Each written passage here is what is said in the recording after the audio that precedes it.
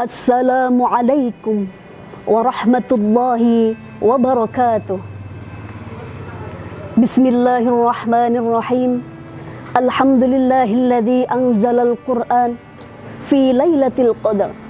Wassalatu wassalamu ala sayyidina Muhammadin wa ala alihi wa sahbihi ajma'in. Amma ba'du. Alhamdulillah, pada kesempatan ini kami diberikan kesempatan untuk menyampaikan satu kejadian yang dahsyatnya luar biasa, yaitu penurunan wahyu atau nuzulul Quran. Nuzulul Quran terdiri dari dua kata, yaitu nuzul dan Al-Quran, yang berarti turunnya Al-Quran, yang biasa kita peringati setiap tanggal 17 bulan Ramadan. Lalu, kapan turunnya Al-Quran?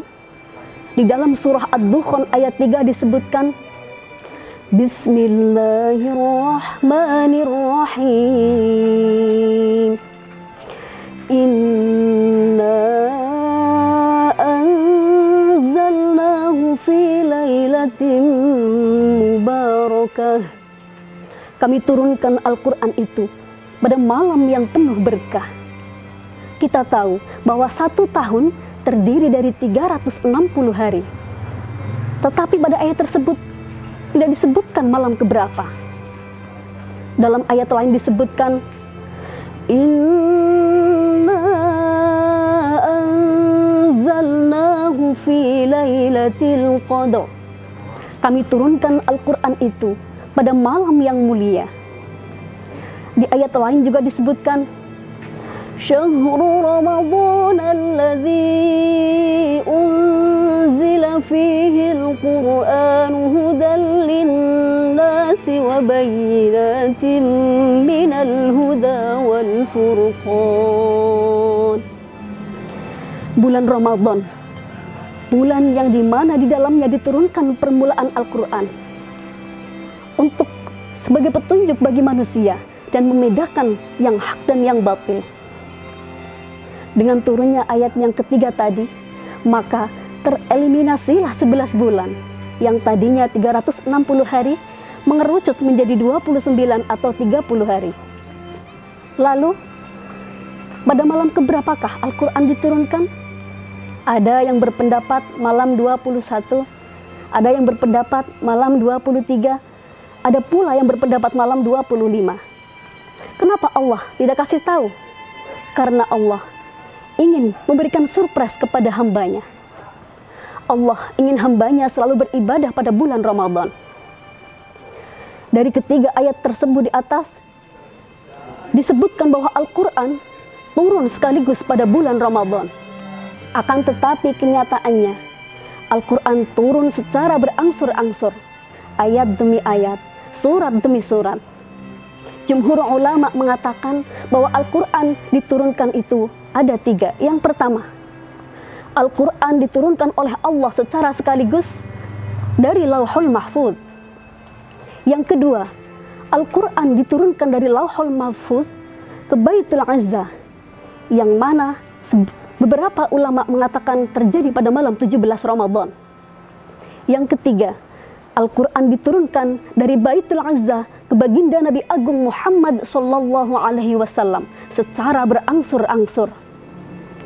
Sebagaimana yang kita tahu, Al-Quran diturunkan yang pertama kali adalah surat Al-Alaq ayat 1-5 di dalam Gua Hira. Yang mana bunyinya? Iqra bismi rabbikal ladzi khalaq, khalaqal insana min 'alaqin, iqra wa rabbukal akram.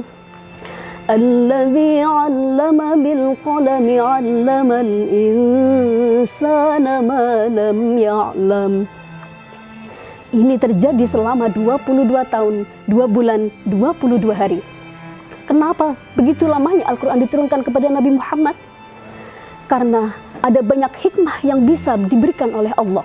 Di antaranya, agar mudah dipelajari, agar mudah diamalkan, dan agar lebih kuat untuk dihafalkan. Selanjutnya, bagaimana sikap kita terhadap Al-Quran? Apakah Al-Quran itu sudah masuk ke dalam hati kita? Jangan sampai kita membaca Al-Quran akan tetapi hanya di mulutnya saja. Karena Nabi bersabda, orang yang membaca Al-Quran ia tidak sampai ke dalam tenggorokannya, maka Al-Quran itu tidak akan memberikan manfaat untuknya. Justru itu yang akan menjadi laknat terhadapnya. Na'udzubillah, summa na'udzubillah. Oleh karena itu, jadikan Al-Quran di dalam hati kita. Jadikan Al-Quran sebagai sumber kehidupan kita, sehingga kehidupan kita menjadi baik. Kita akan menjadi giat di dalam beribadah. Begitu juga dalam hubungannya dengan sesama manusia. Maka orang yang akhlaknya Al-Quran akan baik bersama tetangga. Orang yang akhlaknya Al-Quran akan santun terhadap fakir miskin. Orang yang akhlaknya Al-Quran tidak akan mau berbuat zalim. Orang yang akhlaknya Al-Quran tidak akan putus asa terhadap kefakirannya. Inilah Al-Quran ada di dalam hati kita. Sungguh, dan ini adalah makna dari nuzulul Quran yang sesungguhnya. Oleh karena itu, di bulan Ramadan ini, marilah kita berusaha benar-benar untuk menghadirkan Al-Quran dalam hati kita. Semoga Allah memuliakan kita dengan Al-Quran, menyelamatkan kita dengan Al-Quran, merahmati kita dengan Al-Quran, dan semoga Allah memberikan kemudahan untuk menurunkan Al-Quran ke dalam hati kita.